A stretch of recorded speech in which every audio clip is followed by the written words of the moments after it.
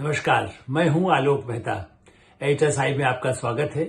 हमारा अनुरोध है कि आप एचएसआई देखें, लाइक करें, सब्सक्राइब करें, मित्रों को, ग्रुप्स को फॉरवर्ड करें और उनसे भी आग्रह करें कि वे भी सब्सक्राइब करें ताकि अधिकाधिक दर्शकों तक हमारी बात पहुंच सके।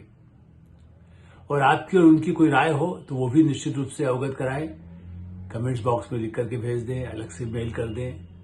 हमेशा आपके विचारों का स्वागत है। राहुल गांधी की कांग्रेस अब तोड़ रही एक नया रिकॉर्ड। संसदीय परंपरा की सारी लक्ष्मण रेखाएं लगता है कि अब खत्म होती जा रही है।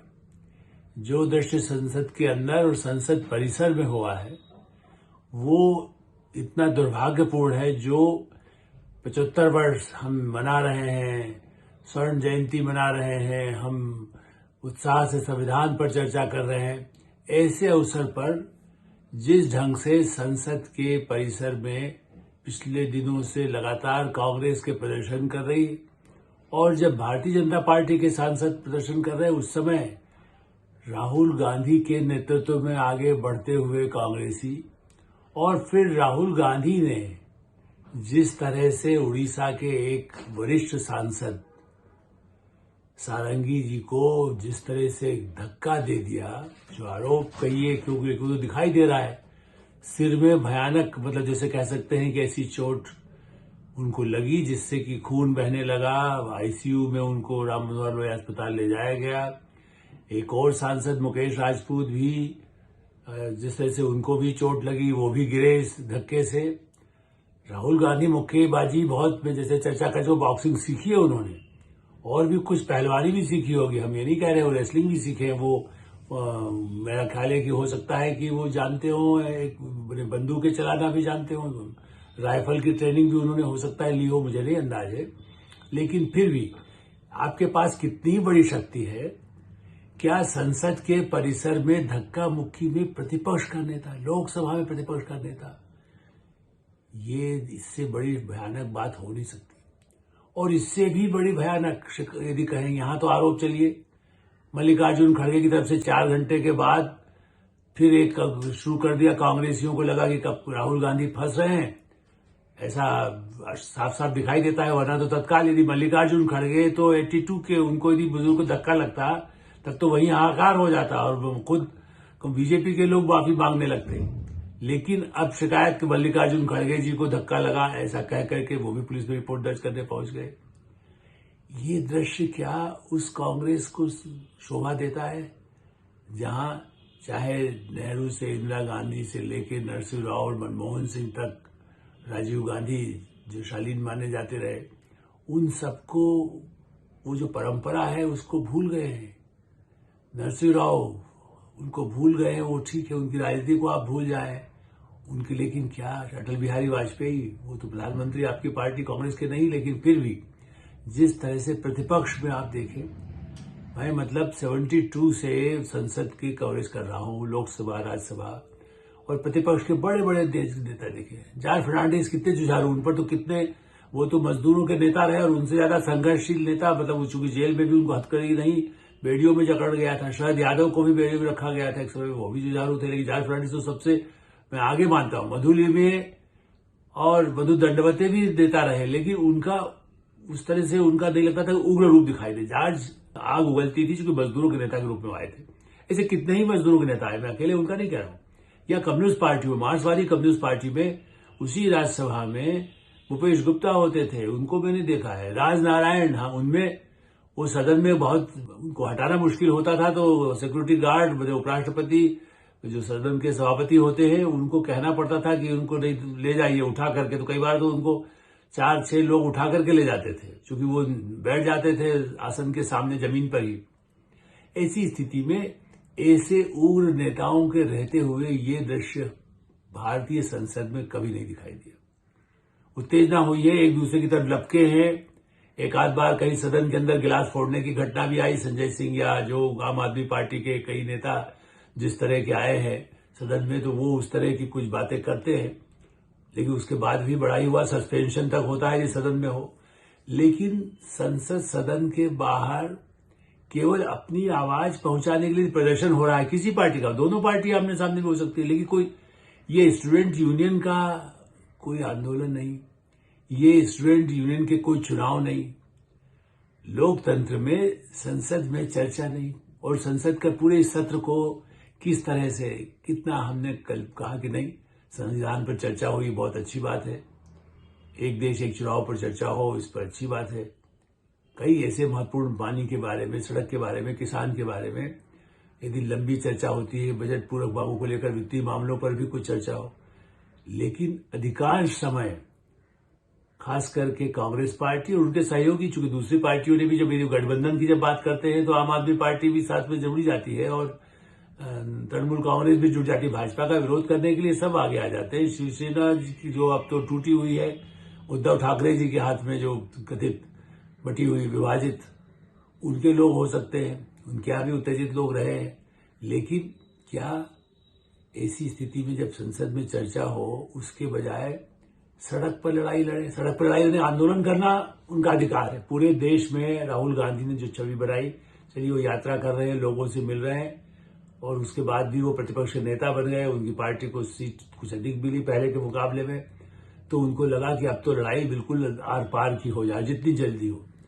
मैं कई बार इसकी चर्चा कर चुका हूं कि जल्दबाजी राजनीति में कैसे अशुभ नहीं, दुर्भाग्यपूर्ण होती है। और आप ही नहीं, कांग्रेस का स्थापना दिवस आ रहा है, जहां बड़े बड़े सम्मेलन अधिवेशन हुआ करते थे पहले, वो नहीं भी हो, शताब्दी समारोह तो नहीं है, लेकिन फिर भी आप झंडा फहराते हैं, जिस लोकतंत्र की शपथ लेते हैं, जिस संविधान की 2 दिनों तक दोनों सदनों में 2-2 दिन, मतलब 4 दिन चर्चा हुई, उस संविधान में ये संसद की जो गरिमा है, संसद जो मंदिर की तरह पवित्र है, संविधान जिसे वो खुद भी मानते हैं, और डॉक्टर भीमराव अंबेडकर, अब वो ये उस बात को स्वीकार क्यों नहीं कर रहे हैं कि हाँ, नेहरू उनके बीच में जब मतभेद हुए मंत्रिमंडल के बाद वो हटे, लेकिन कांग्रेस ने उनको लगातार, नेताओं ने अपमानित करने की जो प्रयास हुए उसके प्रमाण उपलब्ध करा दिए गृह मंत्री अमित शाह ने। प्रधानमंत्री नरेंद्र मोदी ने कई बातें बार बार स्पष्ट किया है कि भाई जिनको पहले दो चुनाव में देश के कांग्रेस ने ही पराजित किया, किसी भी कीमत पर संसद में न आने दिया हो, चुनाव में, लोकसभा के चुनाव में 2 बार उनको हराया, कांग्रेस पार्टी ने हराया। अब वो कांग्रेस पार्टी कैसे हुए कह सकती है कि नहीं हमने उनके साथ, वो ये कह सकती है कि उस समय जो हुआ हम उसके लिए माफी चाहते हैं, वो हमने नहीं किया है। चलिए मैं ये भी मानने को तैयार हूं कि भाई ठीक है, अब हम उसको तो मानते ही हैं कि ब्रिटिश ने क्या किया तो ब्रिटिश से हम बाहर निकले, मुगलों के समय में क्या हुआ उसको भूल जाए, लेकिन ये उसके लिए ये तो कहेंगे कि हाँ, जाति गलत हुई। 84 में जिस तरह से सिखों का नरसंहार हुआ, उसके बाद इंदिरा गांधी जी की हत्या के बाद, और ऐसी स्थिति में राजीव गांधी की जिस तरह से आतंकवादी हत्या हुई, ऐसी स्थिति में जब हम ये मानते हैं कि समाज में इतने बड़े पैमाने पर यदि कटुता हो, देश के विरोधी ताकतें संलग्न हैं, ऐसी माहौल में कांग्रेस पार्टी गृह युद्ध चाहती है। क्या चाहती है? जिस ढंग से कोई स्थिति, और बार बार कहती है तुलना, कुछ नेता उनके करने लगे हैं कि नहीं, बांग्लादेश से तुलना करने लगे कुछ लोग तो। अब मैंने कहा बांग्लादेश, कहां पाकिस्तान, दुनिया के सबसे बड़े लोकतंत्र के रूप भारत में माना जा रहा है। ये सही है, जापान की संसद में भी सांसद आपस में भिड़े हैं दुनिया, और अमेरिका में कहीं संसद में घुसने की कोशिश पब्लिक ने किया, लेकिन फिर भी ब्रिटिश या अमेरिका की संसद में या जर्मनी की संसद को मैंने कई वर्ष वहां काम किया, इसलिए वो कह सकता हूं, आपस की प्रतिद्वंदिता बहुत हुई। एक्सट्रीमिस्ट पार्टियां भी वहां रही हैं शुरू के उसमें, या कट्टरपंथी भी रही हैं, लेकिन या यहां पर भी जैसा मैंने कहा कि मजदूरों की पार्टी, और कितनी पार्टियां भारत में हैं जो सड़क की लड़ाई लड़के आई है, जिनके बारे में काफी पहले कभी गंभीर आरोप भी रहे, लेकिन उसके बाद यदि वो आरोपों से मुक्त हो गए और संसद में आ गए। ऐसे सांसद रहे जिनकी आपराधिक पृष्ठभूमि को लेकर के तो अलग चर्चा होती है, लेकिन राहुल गांधी पर तो उस तरह की आपराधिक पृष्ठभूमि का रिकॉर्ड नहीं है कि वो डकैती कराता था या वो लूट करवाया था, ये किया था, वो क्या था, हत्या की थी, ऐसे तो कोई आरोप उन पर नहीं है। उनके पार्टी के कुछ लोगों पर हो सकते हैं, या उनकी जो गठबंधन है उसमें लोग हो सकते हैं जिन पर वो अदालत फैसला करेगी हवा में। तो संसद और सुप्रीम कोर्ट सर्वोपरि है। इसकी लड़ाई सड़क पर लड़ने की आवश्यकता, सड़क पर लड़ने के लिए आंदोलन, जनता के आंदोलन वो भी शांतिपूर्ण आंदोलन हो अपनी आवाज के लिए, गांधीवादी तरीके से। उनका तो नाम ही गांधी से जुड़ा हुआ है। उसके बाद भी वो गांधीवादी तरीका नहीं अपना करके धक्का मुक्की। ठीक है, वो सक्षम है, शक्तिशाली है। कितनी भयानक सर्दी दिल्ली में 4 डिग्री हो, उसके बाद भी वो अपना टी शर्ट पहने हुए, हाफ शर्ट पहने हुए जब जाते हैं सब तरफ। ठीक है, उनमें इतना अंदर से ऊर्जा है। वो कई बार उन्हीं की पार्टी के लोग कहते हैं, अरे भाई कम से कम संसद में तो उनको एक कुर्ता पहने, कमीज पहने, कुछ भी जो पहने, कभी उस तरह के वेशभूषा का शायद उनके लिए कांग्रेस के लोगों का ही कहना है। मैं नहीं कहना चाहता, क्योंकि सबकी अपनी छूट है, जो पहने उस पर कोई आपत्ति नहीं है। लेकिन यह है कि शक्ति का प्रदर्शन क्या अपने साथी वरिष्ठ बुजुर्ग सांसद को, वो भी उड़ीसा के सांसद के साथ, और नागालैंड की महिला राज्यसभा सदस्य। देखिए, उनको राजनीति नहीं, वो तो इस तरह की उनकी बड़ी प्रतिष्ठा है। उन्होंने सदन में, राज्यसभा का सदन जब दोपहर के बाद शुरू हुआ, तो उन्होंने कहा कि मेरे साथ राहुल गांधी ने धक्का मुक्की की और मुझे लिए ऐसा अशोभनीय वो हुआ जो मुझसे सहन नहीं हो रहा था, ऐसा व्यवहार मेरे साथ हुआ है। उसकी शिकायत सभापति जगदीप धनखड़ जी के साथ की गई, उनको पत्र में लिख करके भी दिया गया है। इसीलिए उन्होंने कहा, उनको बोलने की अनुमति दी गई, उसके बाद सदन नहीं चला। लेकिन महिला सांसद के साथ भी धक्का मुक्की। आप अपने सांसदों को संयमित कह करके, अच्छा ठीक है इनको प्रदर्शन करने दीजिए तब हम करेंगे, क्या 5 मिनट आगे पीछे होने से, धक्का मुक्की करने के बाद दोनों तरफ से कुछ बहुत ही नारेबाजी हट जाते। हम ये नहीं कह रहे कि भारतीय जनता पार्टी के लोगों ने प्रतिकार जो वहां खड़े थे उनको तत्काल वहां से, भाई वो कोई कमांडर आप तो नहीं है कि जो कहेंगे कि सब पीछे हट जाइए और हम आ रहे हैं, महाराज धीराज राजकुमार श्रीमान राहुल गांधी। प्रियंका गांधी आई हैं, उनका भी अभी कैरियर शुरू हुआ है संसद में आने का। अब वो ठीक है बचाव कर रही है अपने भाई का कि नहीं उन्होंने देखा, लेकिन राहुल गांधी कैमरे पर बोलते हुए पूरे दिखाई दिए हैं कि हाँ हुआ है शब्द। वो ठीक है कि उसका मिनट सेकंड जो अभी भी पूरी उसकी जांच पड़ताल तो होगी, अलग बात है। लोकसभा के अध्यक्ष, राज्यसभा के सभापति, उपराष्ट्रपति सब उस पर विचार करेंगे। कमेटी, संसदीय कमेटी है, मंत्रिमंडल के लोगों ने आरोप लगाया या बीजेपी कांग्रेस ने आरोप लगाया है। बड़े वरिष्ठ मंत्रियों ने कहा है। पहले गृह मंत्री के इस्तीफे को लेकर के कल इतना हल्ला मचाया गया, अब उसी को लेकर के दूसरे ढंग से हल्ला मचाया गया, और गृह मंत्री ने कोई ऐसी बात नहीं कही जिसको आप ये कहते हैं कि साहब इससे बड़ा भारी वो हो गया, अपमान हो गया है। खाली ये कि आप बार बार जिनका नाम लेते हैं उनका आपने अपमान किया है, मटकर जी का, यही तो उनका कहना था। लेकिन हाँ, उसका 1-1.5 सेकंड का आपने क्लिप निकाल लीजिए और कहिए कि नहीं इस शब्द का अर्थ तो ये निकलेगा और इससे बड़ी हमारी उनकी बेइज्जती हो रही है। तो ये पहले नहीं हुई, लेकिन आज तो आपने पूरे संविधान और संविधान बनाने वालों का ही अपमान किया है धक्का मुक्की करके।